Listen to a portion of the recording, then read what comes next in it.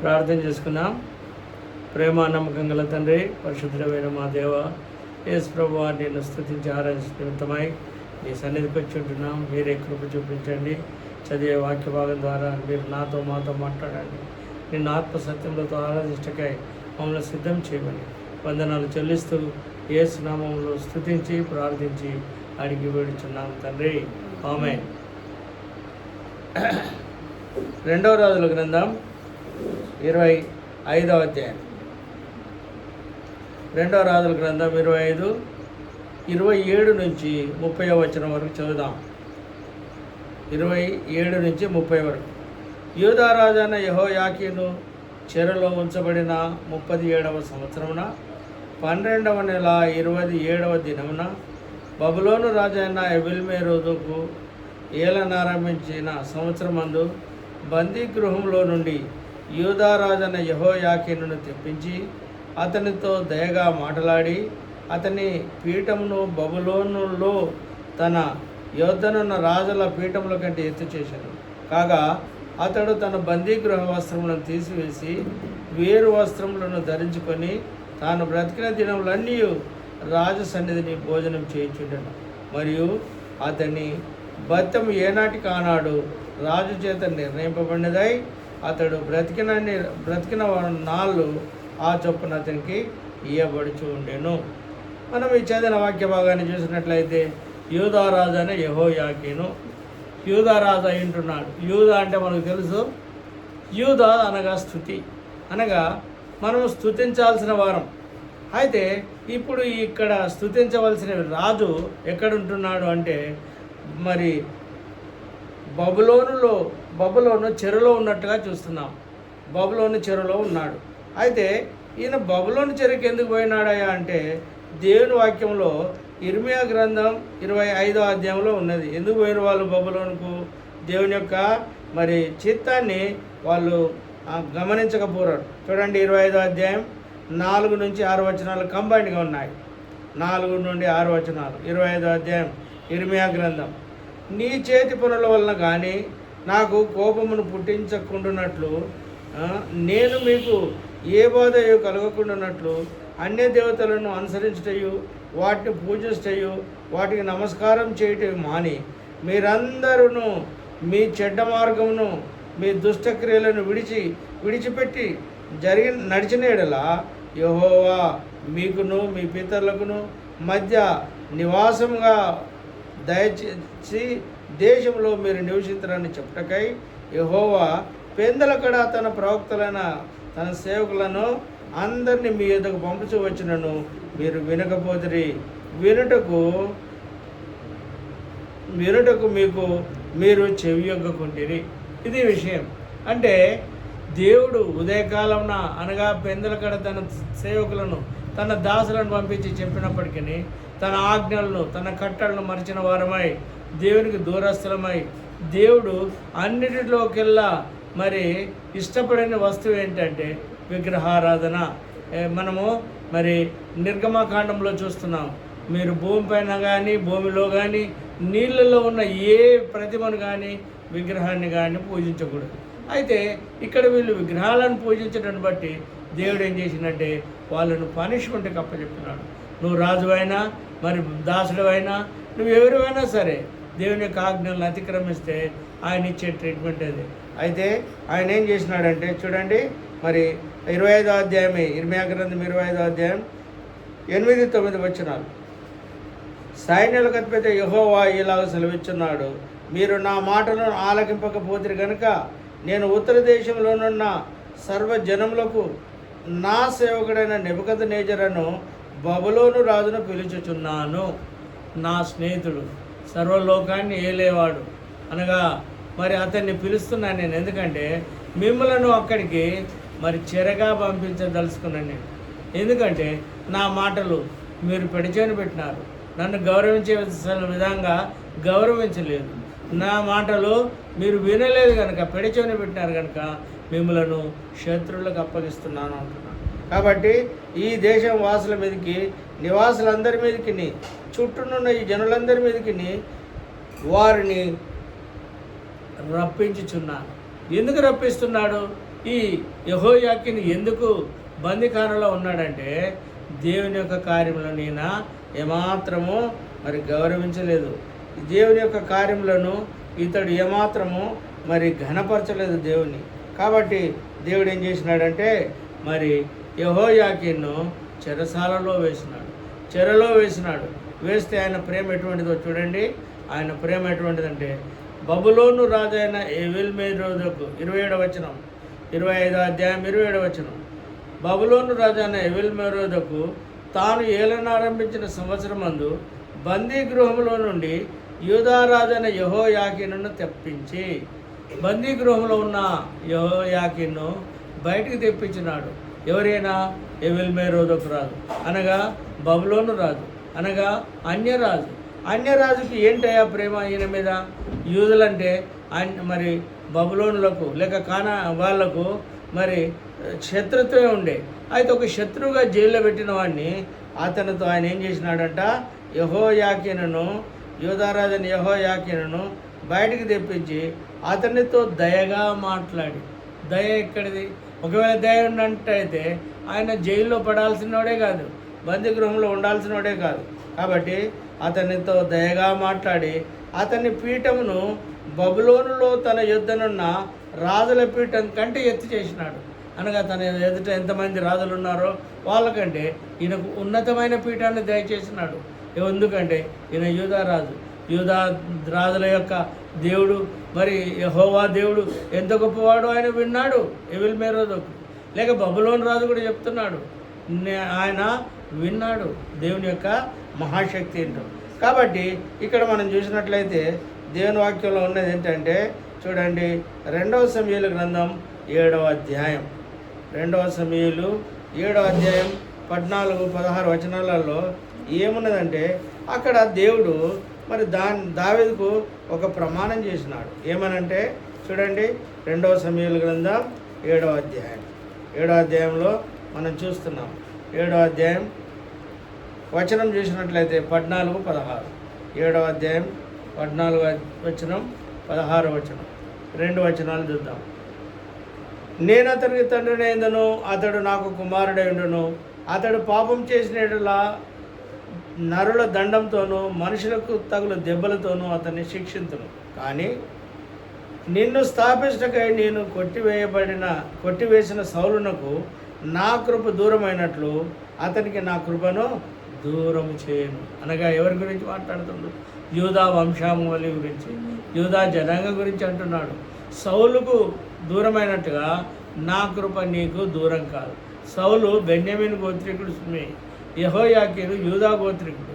యూదా అంటే మరి స్తుతి, ఆయనను ఘనపరిచేవారు. కాబట్టి ఇప్పుడు ఈ రీతిగా దేవుడు చెప్తున్నాడు. కాబట్టి ఇప్పుడు 2వ రాజుల గ్రంథం 8వ అధ్యాయంలో ఒక మాట రాయబడి ఉన్నది. ఏంటి? జైల్లో ఉన్న వాళ్ళని కూడా దేవుడు విడిపిస్తాడంటే ఆయన యొక్క మాట చూడండి. 8వ అధ్యాయం 30వ వచనం, 8వ అధ్యాయం 50వ వచనం, క్షమించండి 50. నీకు విరోధంగా పాపము చేసిన 8వ అధ్యాయం 50వ వచనం, 1 రాజులు 8:50. నీకు విరోధంగా పాపం చేసిన నీ జనులు ఏ తప్పు చేత ఏ విషయమై అపరాధులైరో ఆ తప్పులను వారికి క్షమించి వారిని చెరలోనికి కొనిపోయిన వారు వారిని కనికరించినట్లు. ఇది చాలా ప్రాముఖ్యమైన మాట. చెరలో ఉన్న వారిని కనికరించాలి. ఇక్కడ ఎవీల్మెరోదకు మరి యెహోయాకీనును కనికరించినాడు. ఆయన జైల్లో నుండి బయటికి తీసుకుని వచ్చినాడు. ఆయనతో దయగా మాట్లాడినాడు. అయితే ఇక్కడ ఏం రాయబడి ఉన్నదంటే కనికరించినట్లు వారి ఎడల కనికరము పుట్టించుము. కనికరం పుట్టించాలంట. అంటే ఎవరు పుట్టిస్తారు? మళ్ళీ మన దేవుడైన యెహోవాయే. ఆ యొక్క ఎవీల్మెరోదకు రాజుకు దయ పుట్టించిండు. నా దాసుడైన యెహోయాకీను చెరలో ఉన్నాడు కదా, అతన్ని నువ్వు ఘనపరచు, అతన్ని స్థిరపరచు అని చెప్పినాడు. కాబట్టి ఆ మాట ప్రకారమే ఆయన ఏం చేసినాడు? యెహోయాకీను అతన్ని బయటికి తీసుకుని వచ్చినాడు, దయగా మాట్లాడినాడు. అతని పీఠమును బబులోనులో ఉన్న రాజుల పీఠముల కంటే ఎత్తు చేసినాడు. అనగా తనను ఘనపరిచినాడు. తర్వాత ఘనపరచడమే కాక అతడు తన బందీగృహ వస్త్రములను తీసివేసి వేరు వస్త్రములను ధరించుకొని బందీగృహ జైలు మనకు తెలుసు ఏంటంటే బందీగృహ వస్త్రములు ఏమో కానీ మనం ఉదాహరణకు హాస్పిటల్లో బెడ్ మీద ఉంటే మనము బెడ్ మీదకి ఎక్కిన వెంబడే మన డ్రెస్ మార్చేస్తారు, మన వస్త్రాలు మారుతాయి. ఎందుకు? వాళ్ళ హాస్పిటల్ యొక్క ప్యాటర్న్ అట్లాంటిది, వాళ్ళ యొక్క పద్ధతి ఆ రీతిగా ఉంటుంది. కాబట్టి ఇక్కడ ఏమంటున్నాడంటే బందీగృహములకు ఈయన బయటికి రావడంతోనే ఆయన తన యొక్క వస్త్రాలను మార్చినాడు. అక్కడ వస్త్రాల గురించి చూసినట్లయితే దేవుడు మనకి ఎటువంటి వస్త్రాలు ఇస్తాడయ్యా? దేవుని వాక్యంలో ఇట్లా రాయబడి ఉన్నది చూడండి. యెషయా గ్రంథం 61వ అధ్యాయంలో మరి 10వ వచనం ఉన్నది అక్కడ చూడండి. 61:10 ఏంటంటే, శృంగారమైన పాగా ధరించుకున్న పెళ్లి కుమారుని రీతిగాను, ఆభరణములతో మరి అలంకరించుకున్న పెళ్లి కుమార్తె రీతిగాను ఆయన రక్షణ వస్త్రమును నాకు ధరింపజేసి ఉన్నాడు, నీతి అను పైబట్టను నాకు ధరింపజేసి ఉన్నాడు. చూసారు? శృంగారమైన పాగ అనగా ఒక పెళ్లి కుమారుని వస్త్రం. ఇక్కడ ఈయన జైల్లో ఉన్నాడా లేక పెళ్లి కుమారుడా అంటే, నీ దృష్టిలో జైలరే కావచ్చు, కానీ అతడు యెహోయాకీను నా దృష్టిలో పెళ్లి కుమారుని వంటివాడు. తర్వాత ఆభరణములతో అలంకరించుకున్న పెళ్లి కుమార్తె రీతిగాను అనగా తన భర్త అయిన యేసు ప్రభు కొరకు అలంకరించబడిన సంఘానికి గుర్తుగా ఉంటున్నాడు ఇతడు. కాబట్టి అలంకరించబడిన మరి పెళ్లి కుమార్తె రీతిగాను ఆయన రక్షణ వస్త్రములను నాకు ధరింపజేసినాడు. రక్షణ వస్త్రములు అంటే ఏంటి? జైల్లో ఉన్న వస్త్రాలు, మురికి వస్త్రాలు, చెడ్డ వస్త్రాలు, తప్పిపోయిన పాప వస్త్రాలను తీసివేసి ఆయన ఏం చేసినాడంటే రక్షణ వస్త్రమును నాకు ధరింపజేసినాడు, నీతి అను పైబట్ట నాకు ధరింపజేస్తున్నాడు. ప్రియుడా సహోదరి, ఆయన నీతి అనే బట్ట, మనలో నీతి లేదు, మనలో సఖ్యత లేదు, మనలో ఏ పొరపాటు లేదు, మనలో ఏ మంచితనం లేదు. ఆయన అంటున్నాడు నీతి అనే పైబట్ట అంటే మనకు తెలుసు కదా, పల్లెటూర్లలో ధోతి పంచ కట్టుకునే వాళ్ళు ఈ భుజం మీద వేసుకునే పై బట్టనే నీతి అంటారు. కాబట్టి నీతి లేని మనల్ని ఆయన నీతిమంతులుగా తీర్చినాడు. కాబట్టి నీతి చేత మనల్ని ఏర్పాటు చేసినాడు. మనము మరి దీనికి అనుగుణంగానే ఒక మాట దావీదు కీర్తనలో 30వ అధ్యాయం చూద్దాం. దావీదు కీర్తనలో 30వ అధ్యాయంలో ఏమున్నదంటే, దేవుడు తన ప్రజలైన వారి కొరకు ఆయన చేసే ఏర్పాట్ల గురించి అక్కడ రాయబడి ఉంటున్నది. 30వ అధ్యాయం దావీదు కీర్తనలు 30వ అధ్యాయం మొదటి నుండి కొన్ని వచనాలు చదువుదాం. చూడండి, దావీదు కీర్తనలు 30 మొదటి నుండి. యెహోవా నా శత్రువులను నా విషయమై సంతోషింపనీయక నన్ను ఉద్ధరించి ఉన్నావు. చూసావా? నేను జైల్లో ఉన్న నా శత్రువులు నా మీద వాళ్ళు ఏమాత్రం అతిశయింపకుండా, వారు నా విషయమై వాళ్ళు సంతోషింపకుండా నన్ను ఉద్ధరించినావు. ఏమయ్యా యెహోయాకీను, నువ్వు జైల్లో ఉండేవాడివి కదా, నువ్వు బందీగృహంలో ఉండేవాడివి కదా, బందీగృహ వస్త్రాలు కలిగిన వాడవు కదా, నీకెందుకయ్యా సంతోషం అంటే ఆయన చెప్తున్నాడు, యెహోవా నా శత్రువులను నా విషయమై సంతోషింపనీయక నీవు నన్ను ఉద్ధరించి ఉన్నావు, అందుకని నేను నిన్ను కొనియాడుచున్నాను. ఏమయ్యా, ఎందుకు ఆయనను స్తుతిస్తున్నావు? ఎందుకు ఆయనను ఘనపరుస్తున్నావు? నీ దేవుడు అంత గొప్పవాడా? లేక నీ దేవుడు ఏం చేసినాడు అంటే ఆయన అంటున్నాడు, నా దేవుడు ఎంత గొప్పవాడో తెలుసా? ఆయన నా శత్రువులు నా పైన సంతోషింపనీయకుండా, ఆయన తన సంతోషింపనీయక ఆయన నన్ను ఉద్ధరించి ఉన్నాడు. కష్టకాలంలో, దుఃఖ పరిస్థితుల్లో, అవమానకరమైన పరిస్థితుల్లో, లేక బందీగృహ వస్త్రములను తీసివేసి నాకు రక్షణ వస్త్రాన్ని, నీతి అని పైబట్టనిచ్చినాడు. ఇంకా చూడండి, మూడవ వచనం. యెహోవా పాతాళంలో నుండి నా ప్రాణమును లేవనెత్తితివి, నేను గోతిలోనికి దిగకుండా నీవు నన్ను బ్రతికించితివి. చూసారా? దేవుని యొక్క వాక్యంలో పాతాళం అంటే పాపం వలన వచ్చు జీతం మరణం, అంటే పాతాళం. మనిషి చనిపోయిన వ్యక్తి పాతాళంలో పెట్టబడిన వాడుగా ఉంటాడు. కాబట్టి ఆయన ఏమంటున్నాడంటే, యెహోవా నీవు పాతాళంలో నుండి నా ప్రాణమును లేవదీసినావు, నేను చనిపోవాల్సిన వాడను. దేవుని వాక్యంలో ఉన్నది, పాపం వలన వచ్చు జీతం మరణం, అయితే దేవుని కృపావరము మన ప్రభువైన యేసుక్రీస్తునందు నిత్య జీవమై ఉంటున్నది. ఎక్కడ పాతాళం ఉన్నదో, ఎక్కడ మరణం ఉన్నదో అక్కడ మనకు నిత్య జీవం ఇచ్చే దేవుడు అంటున్నాడు. అందుకే ఆయన భయంకరుడైన దేవుడు, ఆయన గొప్ప దేవుడు, ఆయన ఆశ్చర్యకరుడు. యెషయా గ్రంథం 9:6 అంటున్నాడు, ఆయన ఆశ్చర్యకరుడు, ఆలోచనకర్త, అద్వితీయ దేవుడు. కాబట్టి ఆయనకున్న పేర్లలో ఇవన్నీ ఆయన యొక్క నామాలు ఉంటున్నాయి. తర్వాత ఇంకేమంటున్నాడు, నేను గోతిలోనికి దిగకుండా నీవు నన్ను బ్రతికించితివి. గోతి అంటే చచ్చిన తర్వాత సమాధిలో పెడతారు గోయి తీసి. కాబట్టి ఆ గోతిలో దిగకుండా నన్ను ఏం చేసినావు నువ్వు, మరి బ్రతికించినావు అంటున్నాడు. ఎంత మంచి మాట చూడండి, నన్ను బ్రతికించినావు. చనిపోయిన వారిని ఎవరు బ్రతికిస్తారు? దేవుని వాక్యంలో ఉన్నది కదా, ఎఫెసీలో రాసిన పత్రిక 2వ అధ్యాయంలో ఆయన అంటాడు, మన పాపముల చేతను అపరాధముల చేతను చచ్చిన వారమంట. ఎఫెసీ 2:1, మన పాపముల చేత అపరాధముల చేత చచ్చిన వారమంట. అయితే ఆయన క్రీస్తు కూడా మనం బ్రతికించినని ఎఫెసీ 2:8 అంటాడు. మనల్ని బ్రతికించినాడు. ఎందుకు? మన మరణాన్ని ఆయన రుచి చూసినాడు, మన చావును ఆయన పొందినాడు. మన నిమిత్తమై, మన అతిక్రమల నిమిత్తమై ఆయన గాయపరచబడ్డాడు, మన దోషముల నిమిత్తమై ఆయన అప్పగించబడ్డాడు, కల్వారి శిలువ మీదకి ఎక్కినాడు. అయ్యా, ధర్మశాస్త్రం అడుగుతుంది, నీవు చెప్పిన మాటే కదా పాపమునకు రావాల్సిన శిక్ష మరణమని. మరి ఈ యొక్క వ్యక్తి కొరకు, ఈ పాపి కొరకు, ఈ యొక్క పాపనాశనంలో, పాపకోపంలో, లేక ఈ యొక్క బందీగృహంలో ఉన్న యెహోయాకీను కొరకు ఎవరు కూడా పడతారు అంటే యేసు ప్రభువు అంటున్నాడు, ఇదిగో లోక పాపములను మోసుకొని పోవు దేవుని గొర్రె పిల్లగా నేను వచ్చి ఉన్నాను, నేను పూట పడతాను. నేను దేవా, నీవు నాకొక, ఇది రోమాపత్రికలు అంటాడు, నీవు నాకొక దేహమును అమర్చి ఉన్నావు, నాకు దయచేసినావు, దాని ద్వారా దాన్ని నీ ఎదుట నేను సమర్పిస్తున్నాను. నా ప్రజల కొరకు దాన్ని అప్పగిస్తున్నాను. స్వరూపం లేనివాడుగా, సొగసు లేనివాడుగా, ఎండిన భూమిలో లేత మొక్కలు అవ్వడానికి నేను సిద్ధంగా ఉన్నా. ఎందుకో తెలుసా? నిన్ను సంతోషపెట్టడానికి, నీ ప్రజలైన వారిని నిత్యత్వంలో అనగా సంతోషంలో, ఆనందంలో ఉండటానికి ఆయన మరి గొప్ప క్రయం చెల్లించినట్టుగా చూస్తున్నాం.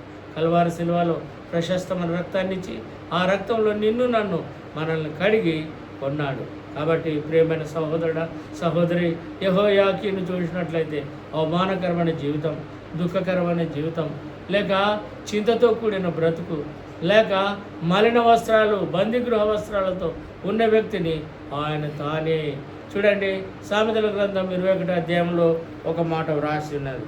ఏంటంటే ఆ మాట ఆయన అంటాడు, యెహోవాట ఏం చేస్తున్నాడంటే చూడండి, సామెతల గ్రంథం, సామెతలు 21వ అధ్యాయం 1వ వచనం, యెహోవా చేతిలో రాజు హృదయము నీటి కాలువల వలె ఉన్నది, ఆయన తన చిత్తరుతో చొప్పున దాన్ని తిప్పును.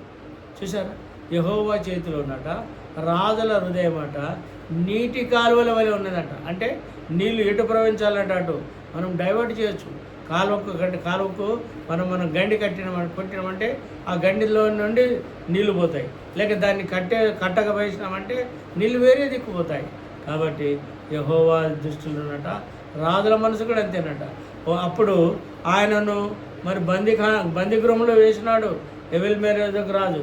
అయితే ఇప్పుడు అంటున్నాడు, అదే ఎవెల్-మెరోదకు రాజుకు దేవుడు సెలవిచ్చినాడు, ఎవెల్-మెరోదకు అతడు నా కుమారుడు కనుక నీవు అతన్ని బయటికి తీసుకురా, అతన్ని బయటికి తీసుకొచ్చి అతనితో దయగా మాట్లాడు, అతనికి నూతన వస్త్రాలు ఇయ్యి, అతనికి మంచి భోజన వస్తువులు పెట్టు. విన్నావా? అయితే యెహోయాకీను ఏమనుకుంటున్నాడు, అయ్యా, నేను ఒక బందీగృహంలో ఉన్నవాడను, నేను తప్పిపోయిన వాడను, నేను ఓడిపోయిన వాడను, నీ యొక్క కట్టడలను, నీ ఆజ్ఞలను మరిచిన వాడను, నీ యొక్క ప్రవక్తలు వచ్చి వాక్యం చెప్పినప్పటికీ వినని వాడను, నేను ఎన్నో విషయాల్లో నిన్ను దుఃఖపెట్టి బాధ పెట్టిన వాడను, ప్రభువా నన్ను క్షమించు అని ఆయనలో ఆ కృతజ్ఞత బాగున్నట్టుగా చూస్తున్నాం. అయితే ఇంకొక మాట కూడా చూద్దాం. చూడండి, 2వ రాజుల గ్రంథం 25వ అధ్యాయం 29వ వచనం, కాగా అతడు తన బందీగృహ వస్త్రములను తీసివేసి తన వస్త్రములను ధరించుకొని తాను బ్రతికిన దినములన్నీ రాజు సన్నిధిని భోజనం చేయించు. చూసారా? రాజు సముఖంలో, రాజుకి ఎదురుగా. మనము తెలంగాణ భాషలో ఏమంటాం, ఆమ్నే సామ్నే అంటాం. అంటే ఎదురెదురుగా కూర్చోండి భోజనం. ఒక స్నేహితుని వలె, ఒక ముఖ్య స్నేహితుని వలె, ఒక ప్రాణ స్నేహితుని వలె మనమంట ఆయనతో ఎదురుగా మన దేవుడు ఏర్పాటు చేసిన ఈ విందు మన మధ్యలో కనబడే ఆ బల్ల ద్రాక్షారసం ఏదైతున్నదో ఆయన సిద్ధం చేసింది. అందుకే ఆయన అంటాడు, ఇది మీ కొరకై విరవబడిన నా శరీరం అంటాడు ఆ బల్లని చూపెడుతూ. తర్వాత ఆ ద్రాక్షారసాన్ని చూపెడుతూ ఆయన అంటాడు, మీ కొరకై నేను చిందించిన ఈ యొక్క కల్వరి శిలువ రక్తం అంటాడు. ప్రేమైన సహోదరుడా సహోదరు, ఆ బల్లలో పాలు పొంది నిమిత్తమై నిన్ను నన్ను ఆయన తన యొక్క ఎదుట నిలబెట్టుకున్నాడు, ఎదుట కూర్చోబెట్టుకున్నాడు. తర్వాత భోజనం ఆయన సన్నిధిని, రాజు సన్నిధిని భోజనం చేయించు వచ్చాడు. తర్వాత మరియు అతని భర్తం ఏనాటికి ఆనాడు రాజు చేత, ఏ రోజు కారోజు దేవుడు మరి సమకూరుస్తున్నాడు. ఆయనకు ఏ కుదవ లేదు, రాజు సంఘంలో కుదవ ఉండదు, గుర్తుపెట్టుకోండి. కాబట్టి ఒకప్పుడు పడిపోయిన యెహోయాకీను, తప్పిపోయిన యెహోయాకీను వలె నీవు నేను మన పాపముల చేత, అపరాధముల చేత చనిపోయిన వారు. మనము ఎంతైనా బలహీనమైంటున్నాం. ఎంతైనా ఒక రాజు అంటున్నాడు, అయ్యో నా తల్లి నన్ను పాపంలోనే గర్భం ధరించినది, విన్నారా, నేను పాపిని అంటున్నాడు. ఒక దైవజనుడు అపొస్తలుడు పౌలు అంటున్నాడు, అయ్యో ఇట్టి మరణమునకు లోనకు శరీరం నుండి నన్ను ఎవరు విడిపిస్తారు? ఇది మానవుని యొక్క ఆక్రందన. ప్రియుడా సహోదరి, ఆయన అంటున్నాడు, లోక పాపంలో మోసుకొని పోవడానికి ఒక గొర్రె పిల్లగా వచ్చినాను. నువ్వు చింతించకు మానవుడా, నువ్వు చింతించకు యెహోయాకీను, నువ్వు చింతించకు దావీదు, నువ్వు చింతించకు అపొస్తలుడు అయిన పౌలు, నేను మీ కొరకు నా ప్రాణం పెట్టాను. 2024 సంవత్సరాల క్రితమే మీ కొరకు నేను ఈ లోకానికి వచ్చాను. యేసు అనగా రక్షకుడు. ఆయన తానే తన ప్రజలను వారి పాపం నుండి వారిని విమోచించిన కనుక ఆయనకు యేసు అని పేరు పెట్టబడ్డాడు. కాబట్టి ఆయన నామమే రక్షకుడు.